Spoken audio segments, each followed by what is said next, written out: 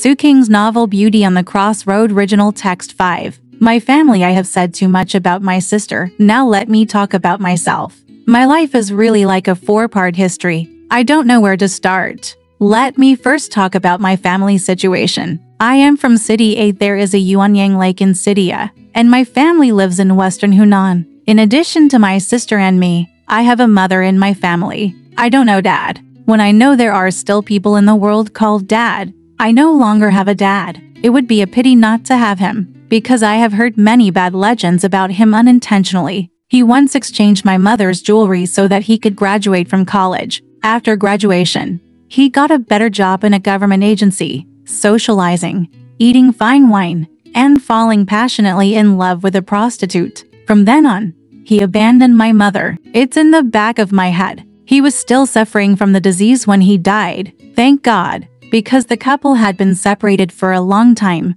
This nasty disease had not been transmitted to my respectable mother. But after all, it was too late for my mother to raise another son. This was her lifelong regret. She often touched my neck and said, "Xiao Mei, if you were a boy, it would be great. If you were a boy, yes. If I were a boy, there would be no benefits to her, right? At least she can be bullied less by some tribesmen. As for myself, the benefits are of course greater. I would not have been neglected since I was a child. My mother would not be allowed to ask a doctor to treat me when I was sick. I would have to use the leftovers from my sister's food and clothing. If my mother had spent a little more money on me, although she spent the money herself, people would accuse her and think that her measures were inappropriate, or even think that it was her concept or wrong thinking, which embarrassed her. So she felt very sad. The messenger looked at me and said harshly, "Oh, look at you, a miserable little girl who should never have been born. If I had the ability to make decisions freely, I would never have been born.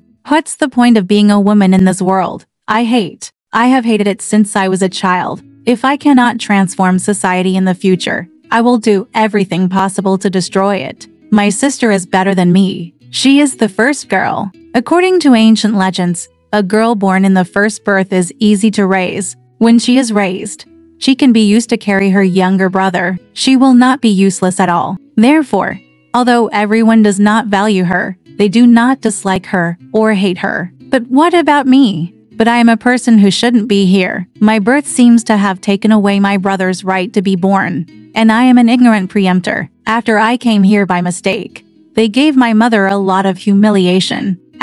It hurts me so much that I don't have the right to decide whether I should be born or not. But once you come, you can't go back easily. People's hopes and curses were in vain. I finally entered elementary school. My sister and I were two different types of children. My sister is a good student. She gets first place in every semester. She answers exactly what her husband wants her to answer. But I don't. I also knew what my husband wanted me to answer, but my answer was different from what he thought, or even completely opposite. I also know that the sun comes out of the east, and 1 + 1 = 2. These are the so-called truths, and they're true rational beliefs. However, my belief is to cause quarrels with people and make things difficult for them. I will oppose whatever others say, even if it is the truth. I hate all the people around me. Ever since I was little, I have hated them because they opposed my birth for no reason. I only love my mother and sister. Although my mother was very pitiful, she would consciously or unconsciously doubt whether my birth was appropriate. But in the end, she still loved me and sympathized with me even more, even though my existence actually disadvantaged her. This is really a baffling thing. Maybe everything called love in the world is a bit baffling, right? They don't know how to think about the gift of love. Should it be deserved?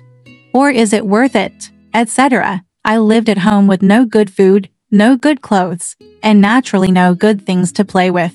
Every day when I come back from school, my sister is immersed in her homework, and I just look at the sky lonely, because my mother has a sad face all day long, and I don't even dare to look at her. The only way to relieve my boredom is to walk to the lake to relax. It may sound very elegant today, but in fact it is not. The so-called Yuanyang Lake is just a piece of gloomy water. There are many dyeing workshops nearby. People suspect that even the lake water has been dyed a dark blue color. No one dares to come here to wash rice or wash rice, washing white clothes. So the dilapidated piers by the lake are all desolate. even if a few fishing boats occasionally come to anchor for a while. When they finally leave, the pier is still a desolate pier. Moreover, I have never seen a pair of mandarin ducks in Yuanyang Lake who are deeply thoughtful about each other. Even ducks are worried about letting them swim out because they are afraid that they will poison the lake water that contains pigments. But I definitely don't believe this.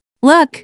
Aren't there two rows of parrots standing next to the fishing boat? They also go into the water to grab fish from time to time, but I have never heard of anyone dying from poisoning. I was thinking blankly, I hate these greedy birds. They only have cruel thoughts in their minds about swallowing fish, but I don't know how to beware of the more cruel hands behind them. Look!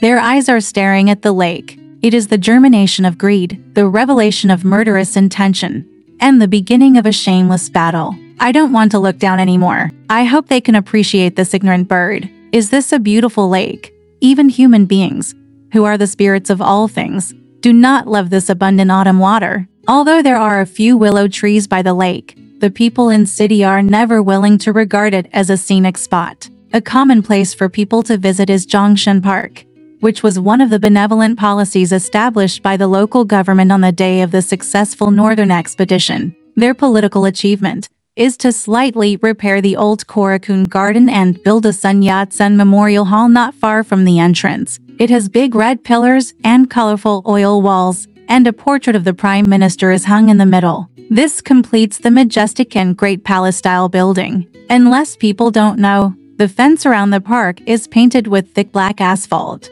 and then painted with white. Zhongshan Park, the four big characters, are an artistic style, which is not much different from the advertising style of human Dan and bone paint essence. Later, the climax of the revolution was over, and the revolutionary mood had diluted. People were idle and bored, and they couldn't help but enjoy playing pranks. Therefore, they often painted turtles and the like on the fence. The authorities thought that this was the gangsters' intention to cause trouble, so they spared no effort to add more on the outside of the fence. There is a barbed wire fence, which is scary to look at, but many couples still meet here to talk and sometimes take photos in front of the Sun Yat-sen Memorial Hall. There are also old women from the countryside who will go shopping in the city as if they are fashionable. They point at the Sun Yat-sen Memorial Hall and say, "Oh, the painting is Sun Yat-sen's photo. He doesn't look Chinese at first glance, but looks like a Luo Sung before he finished."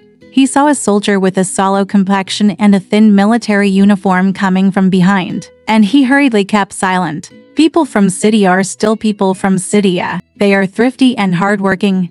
Yes, but they don't know why people should be thrifty and hardworking. What's the purpose? Why shouldn't people want to live a better life? Why should we not improve the level of culture and art and rather go to such a vulgar Zhongshan Park? And in fact, we can't even recognize Mr. Zhongshan's photo. They can't imagine beauty because they live by eating potatoes, dried vegetables, stinky curd, etc. 3 meals a day. They don't know that there are still big fish and meat in the world. Of course, I don't mean to tell them to increase their desires and be busy participating in cruel battles, but seeing that they have such low self-esteem and regard themselves as worse than dogs, it seems that even the desire to chew a bone is inappropriate. Yes, they're just born to chew on the raw material of dried potato. So, what does that mean? They have never enjoyed life well, but they are inexplicably afraid of death. They are no different from the survival situation of all poor creatures. However, they are even worse because they have lost their sharp claws and fighting heart. They are so dying, live angry. So our unfortunate Yuanyang Lake was left in the cold forever. I was the only one standing alone by the autumn lake. Bored, I often bit my nails. My thoughts were messy and melancholy. At this time, a big bird on the fishing boat suddenly entered the water. Soon it came out with a small crucian carp in its mouth. However, the fisherman choked it. It struggled and resisted, and finally couldn't swallow it. It painfully took the fish into its mouth. Things were dug out again. Alright, this part of the story ends here. Want to know what happened next? Let's listen to the breakdown next time.